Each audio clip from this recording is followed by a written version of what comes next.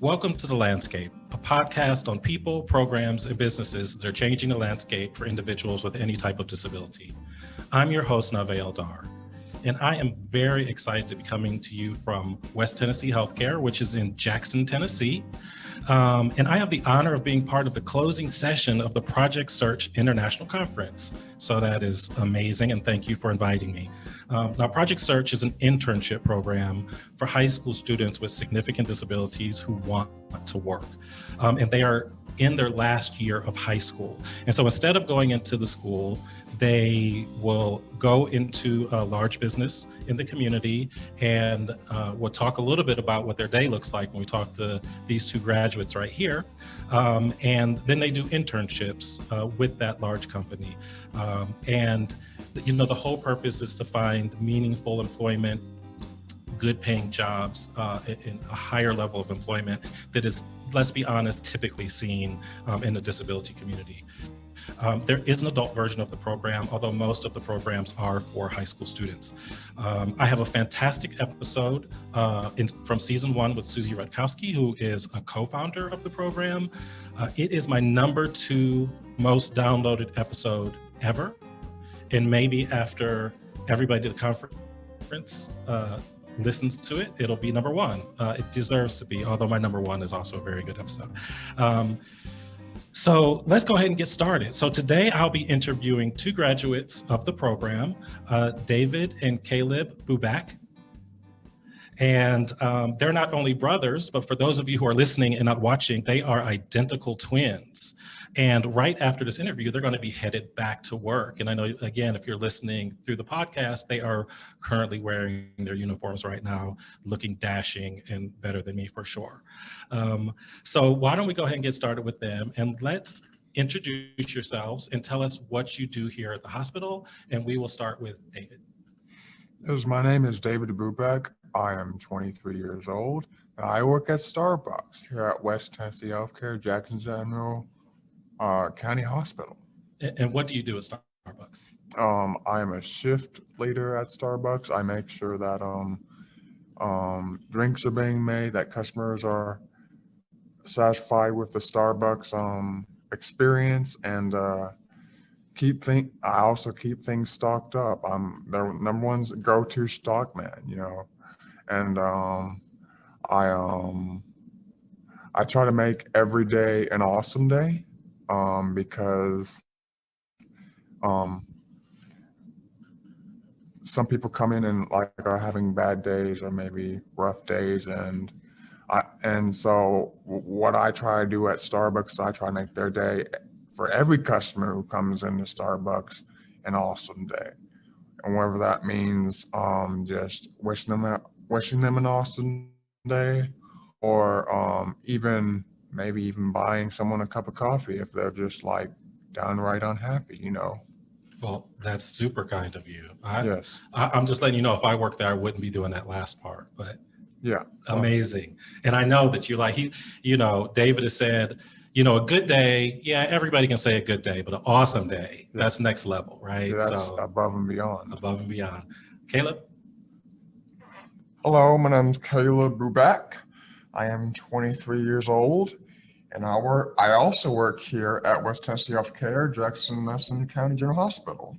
And what I do is I am a now certified sterile processing tech.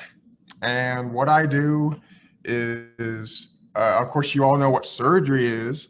Well, after the surgery is done, all the medical devices and the surgical instrumentation that they used for that surgery comes down to this guy. And I am cleaning those surgical instruments, and I'm getting them ready for further processing and for that next person who maybe have surgery. So I'm not going to gloss over the fact that you really emphasize the word certified. What does that mean, and why is it a big deal? Well, in my department, certification is mandatory. Most people have to get there in about 2 years, but with the kindness of my supervisors and everybody else, they gave me a little bit more of a push a little extra time to do it. And thankfully, just like everybody else, I got there. Certification shows that you can do the job and that you can do it well. And you got some supports in studying for that certification. Is that right? Because I believe you took it once and you didn't pass it. You had to take it again. Is that correct? Yes, actually, I've taken it. This is the third time I've taken it and then passed. All right. Congratulations. That's amazing. It makes me think of, I have a really good friend who failed his driving test 7 times. Kid you not. So he's driving now. He's living a wonderful life. So yeah, some things we need a little help with. Now, I want to go back to the beginning, right? You're graduates of Project Search. You've been out for a couple of years now. You've been working for a couple of years now. But how did you even hear about Project Search? How did you even get into Project Search? That's actually a very funny story, actually. Oh, yes. So before I worked here, we didn't even know about Project Search. It was like a ghost at the time. We were just your regular boys at home living under the roof and nothing to do really. So our parents, they tried to find us stuff to do and so help us get it out a little bit more. There was this one thing that we did was we went to this nearby local Methodist church for fellowship. And I remember going to this fellowship at this Methodist church one time, and they had it going on almost like a prom almost. People dancing, music and everything. Good time. But there's just this one older lady there who was, nobody would dance with her. I found that kind of odd, meaning that we're all people. We all have disabilities. We're all different, but then we're the same. I said, hey, I'm gonna go dance for that lady. Just went, and nobody else would. I'm gonna go dance for that lady. And I got to dance on her. She didn't know the steps really, so I sort of moved her along a little bit. And then suddenly people started to notice. And I didn't know it, but this lady who, I guess she was the lady's caregiver at the time, she took an interest in me and that of my brother. Mm. And immediately she was like, oh my goodness, these guys will work great for Project Search. I was like, what is Project Search? And I was like, she got on the phone and she called a person with the school system to talk about, hey, getting these 2 guys into Project Search. And from then on, we got into a program called Project Search at the hospital, which I never knew I would do that. That is an amazing story. That is so funny, and also kind of you to dance with that young lady. She's probably my age, and you're calling her an older lady. So let's not talk about age, my friend, or we may have a problem. Age is just a number. It's just a number, right? Yeah. That is a great story, and who knew? Like, who knew this would lead to that? Like, life is just weird sometimes. Yeah, it was sort of a God thing, you know. Right. It's amazing. So I have a curiosity question. You 2 are very close, obviously. Identical twins, all twins, not always. There's always a little bit of fighting and a whole lot of love. What would you have done if your brother hadn't gotten in? What if only you got in to Project Search? I'm just curious, and I'm gonna start with David.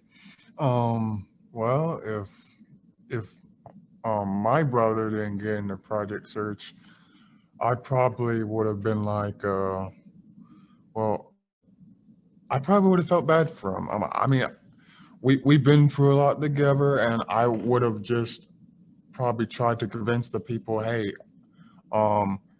he's just as good a candidate as me. I would have tried to convince him, hey, we both need to get on because, you know, there's a connection. We have this bond, you know, and we could do so much together. Like, it's like a yin and a yang, you know, you can't do one without the other. Nice. Caleb was like, I would have just left him at home. Well, yeah, I That sounds so don't nice. know at that point in time, what I would do without my brother. I mean, from day one, even as babies, we came up together, we did everything together, we did, and we just had this connection. And I would tell him, you know, could you fill in one more slot for this guy? I mean, I see so much potential here for the both of us. Nice. I mean, even all our past teachers have seen it from day one, from kindergarten all the way through high school. They've all seen it. They all see what we can do. And I'm pretty sure if you hire both of us, you could see that same reaction. Right. Eric, Yeah, I and- love how you both would advocate for each other. Yes, and you know, people have also said God's got a plan for both these two. There's something special in store. So, for if there was an instant where one of us wasn't able to go, I think that would have been a problem, just because we believe that there was something special in store, like something special we were meant to do, something to share with the world and with our in our community, something special we were going to do to inspire people. Right. Awesome. And so now you meet this lady at the church. She tells you about Project Search. You knew nothing about Project Search, and you learn that it's about getting a job, and not just getting a job, but getting a good job. So why was it important for you? Because it's a big commitment for you to take, right? It's the whole school year. Why was it important for you to get a job in the first place? Do you want to start, David? Sure. Well, one of the main reasons for me,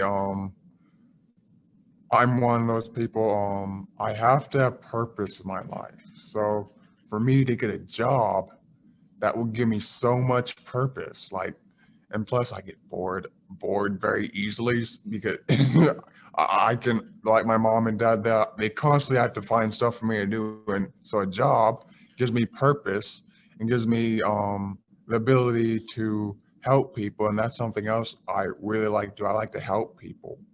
So that opens up opportunity, a doorway to to meet that opportunity and do something with it. Right. Awesome. Well, I really needed a job in the moment because before then, I was going through a series of depression. Like I would never do anything. Like I would never accomplish something for myself. I would never do something worthwhile. But this job proved that notion wrong. It gave, like my brother said, it gave me purpose. It gave me like I could do something. I could show people what I can do. And it's work is like a purpose. It is. It just makes me feel good about myself. Makes me feel good about helping other people on a daily basis. Very nice. And you can do so much with a job. You can minister to people. Like I know I said buy someone's coffee, but that's just one instant of. So you can even open a door for someone, or just smiling helps someone. I know that positive energy. That helps. It's wonderful because both of you just want to contribute, right? I mean, Yes. that's like, it's just such a human thing to just want to contribute and be part of the community and do it in whatever way is meaningful to you. So not all of my listeners, obviously everybody at the conference knows about Project Search, but not all of my listeners on my podcast are super familiar with Project Search. So walk us through a day of what it was like when you were in the programs. So again, I'll repeat, instead of going to school, you're not going your last year of high school, instead of going in and going through all your classes and going through your day in the cafeteria, you came to this hospital. And then what did your day look like once you got here? Why don't we start with Caleb this time?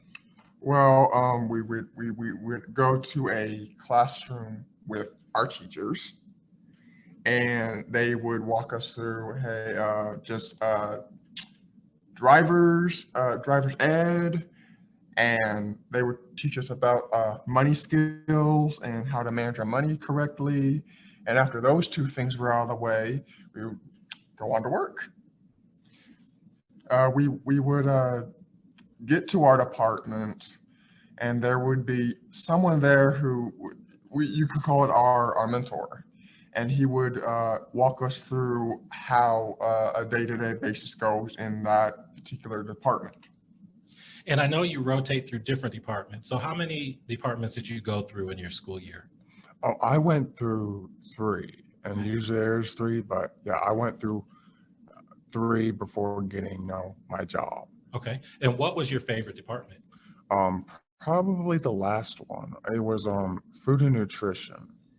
Um, One thing that really I liked about it was the busyness of it, because there's always something to do, whether stocking something up like fridges or stuff like with milks, or like wrapping silverware, something to get my hands working and just keep me busy, because Right. I like staying busy. Okay. What was your favorite department, Caleb? Well, for me, it would have to be transport. That really got my exercise up. I was always going somewhere, and I was always going on this side of the hospital or this side of the hospital. I was always doing something. I was always there for those patients' needs. And it gives me a comfort, peace, and joy that I get to help people every day. Right. And so let's move in a little bit, at least one question about your current jobs. So David, I'm curious, how have you changed from day one until today in your development of being an employee? Well, to put it very simple, in Starbucks, I wasn't a coffee drinker, so I knew nothing about coffee.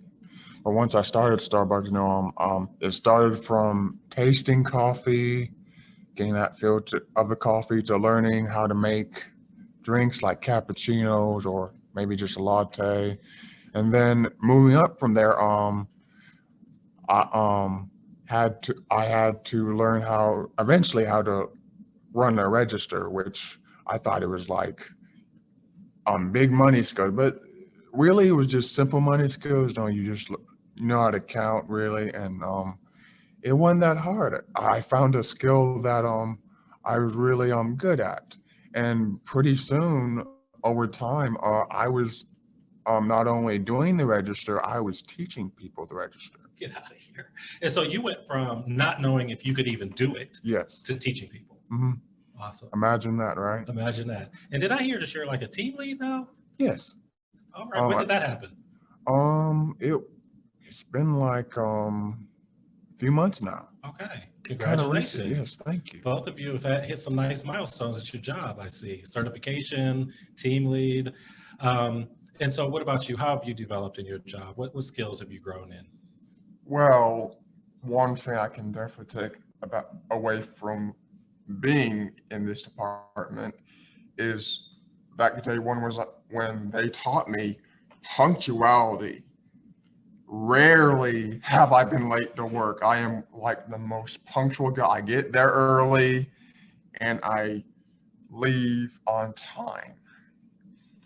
I have definitely had a record for the most punctual worker in the department. And I think even from one of my supervisors, I really brought a liveliness to the department that they've never seen before. Right. And I know David, your supervisor also talked about how you're the first one.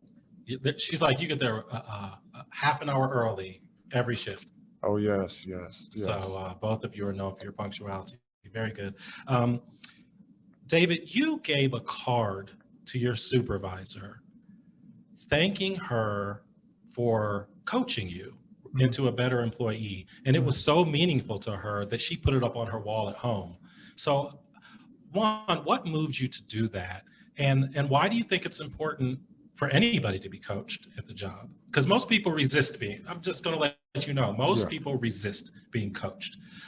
They feel like it's an insult to their work habits or whatever. So why did you do it, and why is it important? Well, for one thing, people who are leading, I think most times they don't get as many thank yous as they should, because they really are trying their best to help people get to where they need to be, and they're trying their best to make sure that you know what to do, that you know how to do something, and if you're having trouble, they want you to engage in asking them, how do you do this? How do you do that? And so for me to write that card for her, um, just thanking her for criticizing me, helping me through my tough times, and just even like just give me constructive criticism for the times that maybe I was just like you might have said, some people are just not accepting of criticism. I wasn't really accepting of criticism at one point. Like I was like I thought I could do it on my own. Mm. So when she gave me that constructive criticism, it really had gave me some insight that that I should really follow directions and just accept people's advice, because you never know, someone's advice could give you a heads up and ultimately make you a better employee in the long run. Very good. I have supervised many people, and one of the things we would do in our yearly evaluations is how well does the person take coaching? Mhm. And I'm just letting you know, most people don't take it well. So I was always very thankful for employees that wanted to grow and wanted to learn. And that's why you were made. I'm sure that's one of the reasons that led to you becoming a lead, because you were wanting to grow and learn. Mhm. Caleb, so I don't know if everybody's aware, but this is Disability Pride Month. July is Disability Pride Month. And I've heard you say that disability is a gift, right? So I just want to know if you could talk about that. Like, why do you say that? Why do you feel like that? Well, for instance, one of my disabilities is I'm schizophrenic. I'm a little bipolar as well. And sometimes I have these manic episodes where I am like constantly talking, or I'm really hyper. I'm not really at all focused on what I'm doing. And I think that my job has really put me in a place where they help me focus better. And I think they just really help me center myself, so to speak. Mm-hmm. And you also are a good example. I know that your supervisor have talked about how you're such a good worker that it makes everybody else want to be as good a worker as you are and to work as hard as you do. So that's amazing. So last question, and then we have a couple fun things to talk about. And I know we're running a little short on time.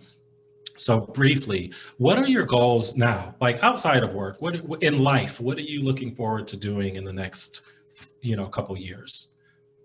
David, Probably just drive my own car. you don't have a car now. I don't have a car now, Okay, but I'm but you learning. want one. I'm learning to drive now. Okay. So in the next few years, I'm planning on getting an actual car that I can drive from home to work, because we have some transportation right now. But one of my big goals is to drive on my own and Yeah. so help my parents out a lot. Right. Right. Right.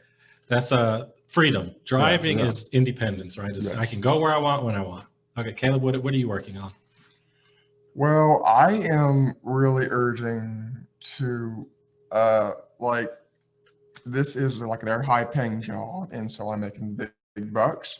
But with that, I really am urging to take on all these bills that the world has been talking about, like utility bills, car bills, all this. I really want to get into that. I want to feel like I'm super independent now. And you want to get your own place too, right? Do you guys, if you get your own place, do you want to stay together or? We've been told it'd probably be best if we did move in together. That's Two people expensive. work better than one. Right. It's a step, right? Especially today in today's society, because places in Jackson are getting so high up in price. Are they? Yeah. Okay. It'd be easier to split down the middle, and then Okay. if we decide to move on from that, we can. And before we get to the fun question, I have one. Nave, Yes. feel free to take some extra time. This is fascinating. Okay. Well, we're almost at the end, though. We'll be very close to being on time. Um, I know that David is an artist, such a good artist that Starbucks allows him to put up some of his work in their store. So I want to know, I know you brought something today, so I want to know if you could share it and talk about it for a second. Sure. So this is a picture that I made for Starbucks. It's basically showing that the Starbucks is the star, and the person is reaching out to the star because it's giving them hope. It's like you find hope in a cup. You know, every Starbucks drink, you're not only passing a cup of coffee out to your customer, you're giving them hope to get them through the day. That's what that picture represents. And you did that. This is all handmade Yes. artwork. Mhm. Very nice. I've seen some of David's work. It's beautiful. It really is. You know, a lot of people say that because so many people are artists, you know, whether it's music or Yeah. drawing. I mean, your work is really, really good. So anyway, congratulations and thank you for sharing that. Thank you. So my last question, which is the fun question, is I know you guys can be a little competitive. So I want to know, be honest, but don't start fighting. One at a time. Do not interrupt each other when the other one is answering. That's a rule. What is something competitive? It could be chess, it could be video games, it could be basketball. I don't care what it is that you, when you compete, you are better than your brother. And so I'm going to start with David. What is something that you are better than your brother at? Running. Okay. I've run several 5Ks in my time. Very nice. 11 to be exact. Very nice. What got you into running? Oh, just exercise. I like exercising. It's one of the things that keeps me motivated and keeps me moving because I don't like just sitting around a whole lot. So I'll exercise, and running is one of those exercises that gets me going, gets me revved up, and gets me moving into more activities. Very nice. All right, Caleb. What is something you are better at? Ooh. Well, as you can plainly see, he lives in a clean environment, and I live in a more dirty environment. I can only say that I am much better at the dirtier jobs than he is. just take the first time he saw a C-section on Facebook, he ran for the hills as I was there just watching in amazement. Wow, new life into this world. What an amazing opportunity. That is awesome. No comment. So why is this funny? So I have two kids, and they're not kids; they're adults. Both of them are college students now, 18 and 20, and neither one of them likes to do the dirty dishes, like the greasy, grimy dishes at home, because it just grosses them out. Like, you know, so some people are just like that, and some people can get their hands in there. So you have the perfect job because you're cleaning surgical instruments, and you have the perfect job because you get to be greeting people and making them have an awesome day. All right. So thank you both for taking the time to talk to not just the Project Search international community, but also to my listeners on the landscape. Yes, absolutely.